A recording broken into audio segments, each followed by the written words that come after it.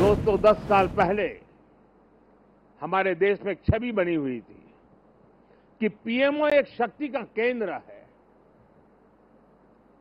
एक बहुत बड़ा पावर सेंटर है। और मैं न सत्ता के लिए पैदा हुआ हूं, न मैं शक्ति अर्जित करने के लिए सोचता हूं। मेरे लिए पीएमओ सत्ता केंद्र बने, पीएमओ शक्ति केंद्र बने, ये न मेरी इच्छा है न मेरा वो रास्ता है। और इसलिए 2014 से हमने जो कदम उठाए, आपने मार्क किया होगा, और पहले जो पीएमओ में रहे होंगे उनसे पूछ लेना, हमने इसको एक कैटलिक एजेंट के रूप में ही डेवलप करने की कोशिश की है। वो कैटलिक एजेंट के यहां से ऊर्जा प्रसारित होती रहे, यहां से नई नई चेतना प्रसारित होती रहे, जो पूरे तंत्र के अंदर एक प्रकार से विद्युत की तरह नई चमक दे, नई रोशनी दे, नई सामर्थ्य दे। और मेरी कोशिश रही है कि पीएमओ ये सेवा का अधिष्ठान होना चाहिए, पीएमओ ये पीपल्स पीएमओ होना चाहिए, ये मोदी पीएमओ नहीं हो सकता है। और इसलिए मेरे दिल दिमाग में सिवाय 140 करोड़ कोई नहीं, और मेरे लिए 140 करोड़ नागरिक नहीं है, मेरे लिए 140 करोड़ परमात्मा का रूप है। और जब मैं सरकार में बैठ करके कोई निर्णय करता हूं तो मैं सोच रहा हूं कि मैंने आज 140 करोड़ देशवासियों को इस रूप में मैंने पूजा की है, और उनके चरणों में मैंने इस योजना के रूप में एक पुष्प चढ़ाया है। उस भाव से मैं काम करता हूं। साथियों, 10 साल में बहुत सारे लोग आप में से होंगे जो 10 साल से मुझे जेल रहे हैं, कुछ लोग हैं जो शायद अब जेलना शुरू करेंगे, कुछ लोग होंगे साहब बहुत हो गए, अब कहीं और जाए तो अच्छा होगा। जो जाना चाहते हैं उनको मेरी तरफ से शुभकामनाएं हैं। आपने इतना किया इसलिए धन्यवाद है। जो आना चाहते हैं, अगर आज टीवी पर मेरी बात सुन करके जो मन भाव से खप जाना चाहता है 5 साल, आइए, निमंत्रण है। और हम मिल करके दोस्तों एक ही लक्ष्य, नेशन फर्स्ट, एक ही इरादा, 2047 विकसित भारत। और मैंने पब्लिकली कहा है, मेरा पल पल देश के नाम है। और मैंने ये भी वादा किया है देश को, 24/7 फॉर 2047। मुझे वो टीम से अपेक्षाएं हैं, मैं मेरी टीम से चाहता हूं। और उसमें भी मैंने मिला हुआ काम समय से पूरा कर दिया, मुझे मिला हुआ काम गलती के बिना कर दिया। मैं समझता हूं अच्छी चीज है, लेकिन परिपूर्णता नहीं है। मैंने उसमें वैल्यू एडिशन क्या किया? मैंने पूरा किया, लेकिन ज्यादा अच्छे से पूरा किया। मैंने पूरा किया, लेकिन आगे अब किसी के सर पे बोझ नहीं रहेगा, इतना मैंने करके रखा है। अगर हमारा भाव है, हर चीज में वैल्यू एडिशन, हर चीज में क्वालिटी अपग्रेडेशन, तो मुझे पक्का विश्वास है दोस्तों कि हम 5 साल के भीतर भीतर जिस सपनों को और संकल्प को लेकर के चले हैं, उसको हम परिपूर्ण कर सकते हैं। 10 साल का मेरा अनुभव है, जो तय किया उसको हम करके रहे हैं। तय भले मोदी ने किया, लेकिन करने वाले आप हैं, करके रहे हैं, हम सब मिलके करके रहे हैं। हम सबकी सामूहिक शक्ति का परिणाम है कि हमने एक कैटलिक एजेंट के रूप में इसको काम किया है। सफल वो इंसान होता है जिसके भीतर का विद्यार्थी कभी मरता नहीं है।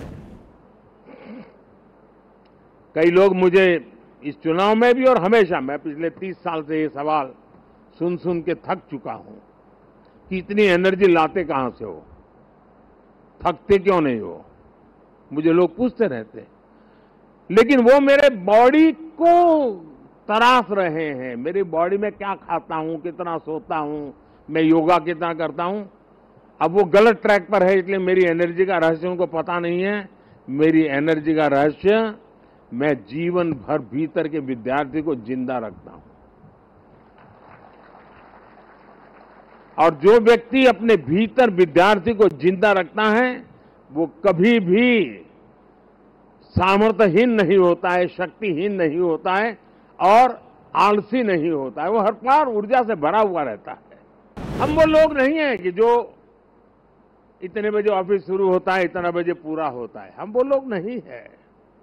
हमारे लिए समय के बंधन नहीं है। हमारे लिए सोचने की सीमाएं नहीं हैं। हमारे लिए पुरुषार्थ के लिए कोई मानदंड नहीं है। जो इससे परे है वही तो मेरी टीम है और वही टीम पर देश को भरोसा है। साथियों, जब हम काम करते हैं तब 3 चीजें बहुत अनिवार्य होती है और अगर 3 चीजें हमारे पास उपलब्ध हो तो मैं नहीं मानता हूं कि विफलता दूर दूर तक भी नजर आएगी। और जब मैं 3 बातें कहता हूं, एक, क्लैरिटी ऑफ थॉट्स।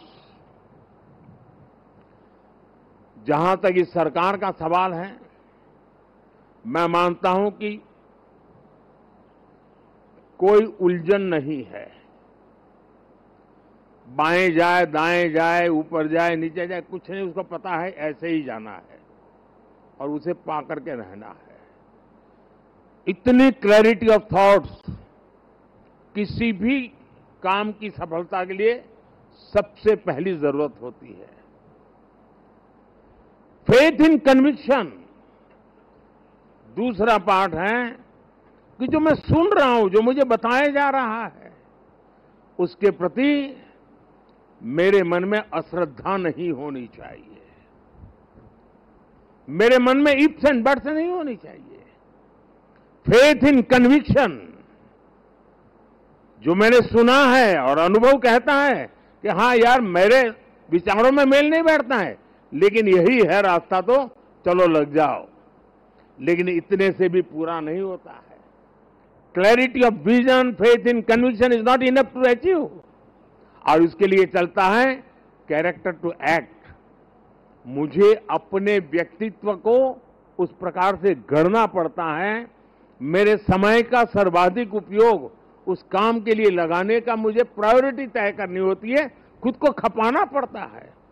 मेरा शरीर, मेरा मन, बुद्धि, सब कुछ मेरा कैरेक्टर टू एक्ट, उस काम को पूर्ण करने वाले कैरेक्टर के रूप में अगर निकलता है तो मैं परिणामों को प्राप्त कर। मेरी टीम के पास ये सब कुछ संभव है दोस्तों। जिस टीम ने मुझे 10 साल में बहुत कुछ दिया है, उसमें हम और नया क्या कर सकते हैं, और अच्छा कैसे कर सकते हैं, और जल्दी कैसे कर सकते हैं, और ज्यादा स्केल पर कैसे कर सकते हैं। अगर उन चीजों को लेकर के आप साथ ही आगे बढ़ते हैं तो मुझे पक्का विश्वास है कि 140 करोड़ देशवासियों ने आपके पुरुषार्थ को मोहर लगाई है। ये चुनाव मोदी के भाषणों को मोहर नहीं है। ये चुनाव आपके 10 साल के हर सरकारी कर्मचारियों के पुरुषार्थ को मोहर लगी हुई है। इसलिए इस विजय के बड़े हकदार अगर कोई है तो आप लोग हैं।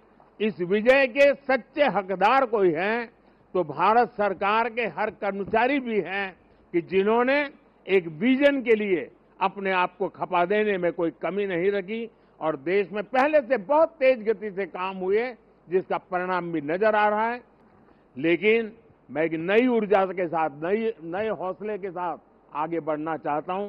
मैं विराम करने के लिए पैदा नहीं हुआ हूं।